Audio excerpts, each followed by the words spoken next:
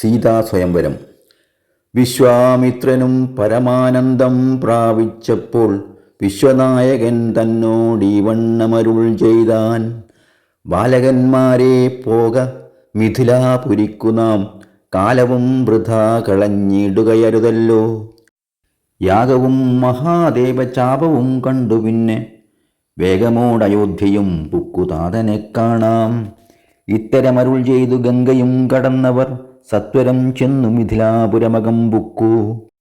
മുനിനായകനായ കൗശികൻ വിശ്വാമിത്രൻ മുനിവാടം പ്രാപിച്ചിതെന്നതു കേട്ട നേരം മനസ്സിനിറഞ്ഞൊരു പരമാനന്ദത്തോടും ജനകമഹീപതി സംഭ്രമസ്വമന്വിതം.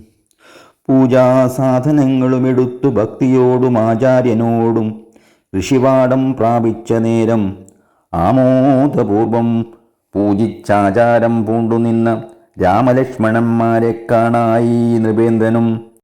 ചന്ദ്രസൂര്യന്മാരെന്ന പോലെ ഭൂപാലേശ്വരനന്ദനന്മാരെ കണ്ടു ചോദിച്ചു നൃപേന്ദ്രനും. കന്ദർപ്പൻ കണ്ടു വന്ദിച്ചീടിന ജഗദേക സുന്ദരന്മാരാം ഇവരാരെന്നു കേൾപ്പിക്കേണം. നരനാരായണന്മാരാകിയ മൂർത്തികളോ നരവീരാകാരം കൈക്കൊണ്ടു കാണായതിപ്പോൾ. വിശ്വാമിത്രനും അത് കേട്ടരുൾ ചെയ്തിടിനാൻ. വിശ്വസിച്ചാലും മമ വാക്യം നീ നരപതേ.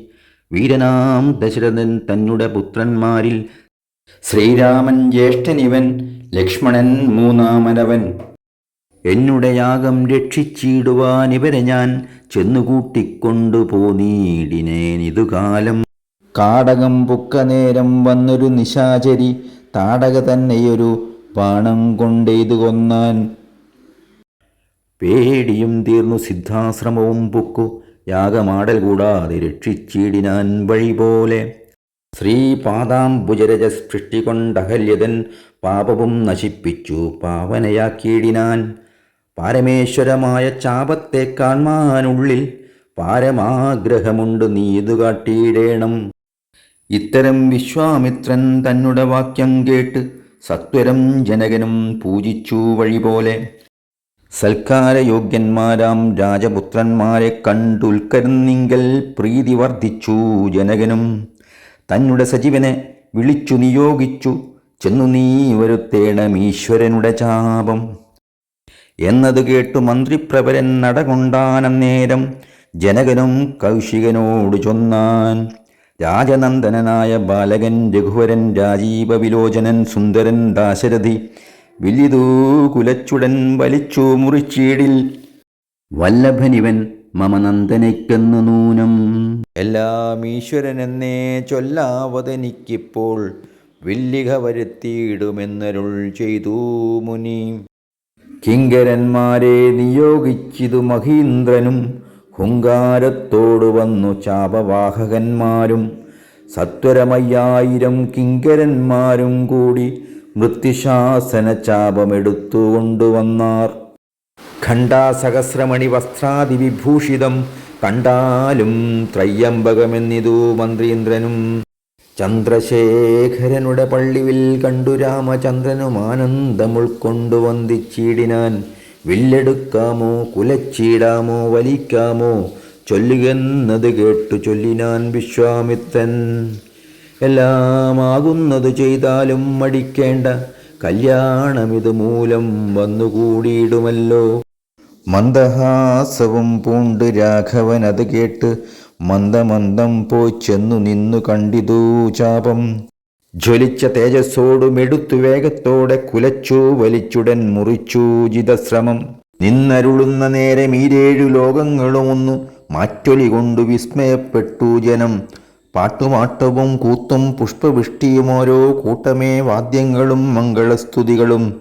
ദേവകളൊക്കെ പരമാനന്ദം പൂണ്ടു ദേവദേവനെ സ്തുതിക്കയും അപ്സരസ്ത്രീകളെല്ലാം ഉത്സാഹം കൈക്കൊണ്ടു വിശ്വേശ്വരനുടെ വിവാഹോത്സവാരംഭാഘോഷം കണ്ട് കൗതുകം പൂണ്ടാർ. ജനകൻ ജഗത് സ്വാമിയാകിയ ഭഗവാനെ ജനസംസതി ഗാഠാശ്ലേഷവും ചെയ്താനല്ലോ. ഇടിവെട്ടിയിടും വണ്ണം മിൽമുറിഞ്ഞൊച്ച കേട്ടു നടുങ്ങി രാജാക്കന്മാരുരകങ്ങളെപ്പോലെ.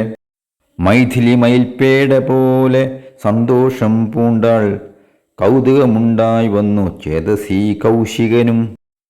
മൈഥിലി തന്നെ പരിചാരകന്മാരും നിജമാതാക്കന്മാരും കൂടി നന്നായി ചമയിച്ചാർ. സ്വർണവർണ്ണത്തെ പൂണ്ട മൈഥിലി മനോഹരി സ്വർണഭൂഷണങ്ങളും അണിഞ്ഞു ശോഭയോടെ സ്വർണമാലയും ധരിച്ചാതരാൽ മന്ദം മന്ദം അർണോജനേത്രൻ മുമ്പിൽ സത്രപംബിനീതയായി വന്നുടൻ നേത്രോൽപ്പലമാലയുമിട്ടാൾ മുന്നേ പിന്നാലെ വരണാർത്ഥമാലയുമിട്ടിടിനാൾ. മാലയും ധരിച്ച് നീലോൽപ്പലകാന്തി തേടും ബാലകൻ ശ്രീരാമനേറ്റവും വിളങ്ങിനാൻ. ഭൂമി തന്തയ്ക്കനുരൂപനായി ശോഭിച്ചിടും ഭൂമിപാലക ബാലൻ തന്നെ കണ്ടവർകളും ആനന്ദാംബുതി തന്നിൽ വീണുടൻ മുഴുകിനാർ.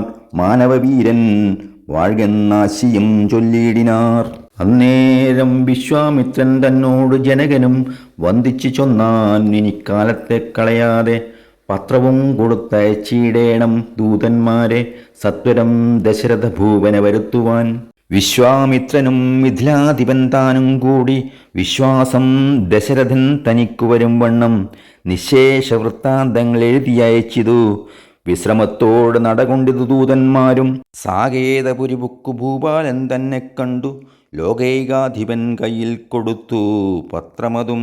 സന്ദേശം കണ്ടു പങ്ക്തിസന്തനൻ താനും ഇനി സന്ദേഹമില്ല പുറപ്പെടുകെന്നുര ചെയ്തു. അഗ്നിമാനുപാധ്യായനാകിയ വസിഷ്ഠനും പത്നിയാമരുന്ധതി താനുമായി പുറപ്പെട്ടു. കൗതുകം പൂണ്ടു ചതുരംഗവാഹിനിയോടും കൗസല്യാദികളായ ഭാര്യമാരോടും കൂടി ഭരതശത്രുഘ്നന്മാരാകിയ പുത്രന്മാരും പരമോത്സവയോഗ്യവാദ്യഘോഷങ്ങളോടും മിഥിലാപുരമകം പുക്കിതു ദശരഥൻ. മിഥിലാധിപൻ താനും ചെന്നെതിരേറ്റുകൊണ്ടാൻ.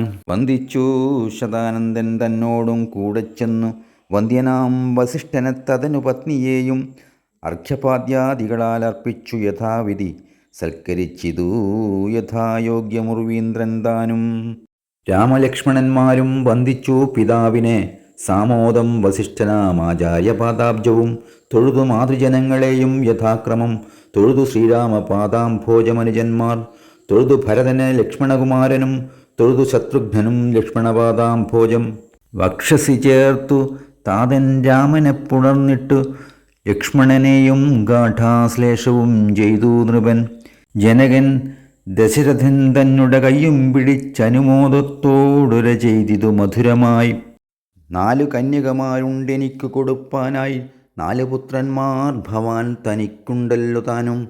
ആകയാൽ 4 കുമാരന്മാർക്കും വിവാഹം ചെയ്താകിലോ നിരൂപിച്ചാലേതുമേ മടിക്കേണ്ട.